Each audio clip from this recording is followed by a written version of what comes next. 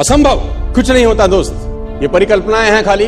और मैं आज तो आपको बहुत ईमानदारी से और 12 साल के तजुर्बे का निचोड़ निकाल के बता सकता हूं कि इस दुनिया में असंभव नाम का कोई शब्द होता ही नहीं। इंसान कभी भी चंद्रमा पर नहीं पहुंच सकता, पृथ्वी विज्ञान की अधिकतम सीमा है। डॉक्टर ली दी फॉरेस्ट मशहूर वैज्ञानिक हुए, बहुत बड़े साइंटिस्ट हुए। एक स्टेटमेंट इन्होंने पास किया 1955 के अंदर, 1955 he passed a statement कि इंसान कभी भी चंद्रमा पर नहीं पहुंच पाएगा। It is impossible for a human being to cross Indian globe, earth globe. और पृथ्वी विज्ञान की अधिकतम सीमा है, लेकिन किसी बहरे ने इस बात सुना नहीं और पहुंच गया एक आदमी अपना बस्ता उठा के, जिसका नाम था in 1969। और उसके बाद तो स्पेस जर्नी ऐसी हो गई जैसे आप और मैं अभी पतिया और बैंकॉक चले जाते हैं।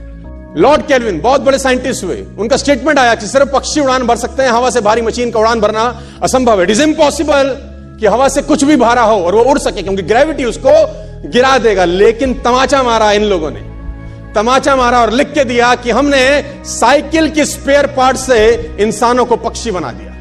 साइकिल के स्पेयर पार्ट से इंसानों को पक्षी बना दिया। 16 साल लगे राइट ब्रदर्स को जहाज का निर्माण करने में, लेकिन इन लोगों ने उसकी बात नहीं सुनी कि जो कहते थे कि वायु का सिद्धांत तुम्हारे विपरीत है। यह बात भंवरे को कही जाती थी कि भंवरा वायु के सिद्धांत के कारण कभी जीवन मोड़ नहीं सकता, क्योंकि उसके पंख उसके शरीर से हल्के रहते हैं। लेकिन भंवरा साला किसी स्कूल में गया नहीं आज तक। माई doctor told me I will never walk again. मेरे डॉक्टर ने मुझे कहा कि तुम कभी चल नहीं सकोगी। My doctor told me you will never walk again. My mother told me I would, and I believed my mother rather than doctor. Wilma Rudolph एक ऐसी एथलीट हुई जिनको पोलियो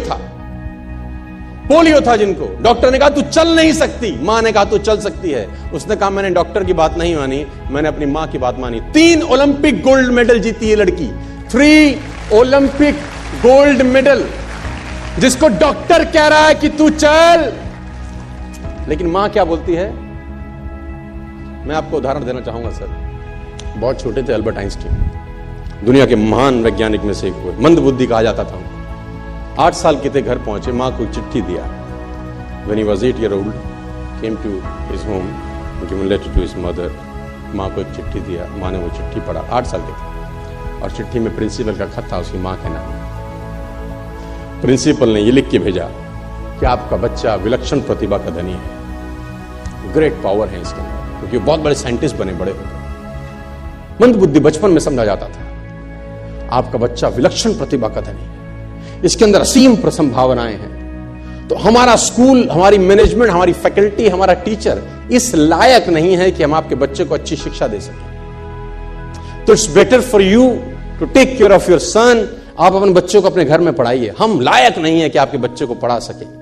और उसकी मां ने पढ़ते पढ़ते आंखों में आंसू ले आई और उसने बच्चे को कहा कल से तो स्कूल नहीं जाएगा, मैं तेरी परवरिश घर पे करूंगी, क्योंकि तेरा टीचर तुझे इस लायक नहीं समझता। मतलब वो अपने आप को इस लायक नहीं समझते।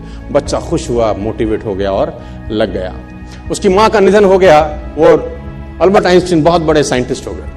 अल्बर्ट आइंस्टीन जब बहुत बड़े साइंटिस्ट हुए तो मकान शिफ्ट कर रहे थे अपना, और जीवन का सच्ची घटना वो अपनी ऑटोबायोग्राफी में लिखते हैं कि जब मैं मकान शिफ्ट कर रहा था तो एक ड्रॉस के अंदर मुझे वो व्हाइट कलर का पेपर फोल्डेड अवस्था में मिला।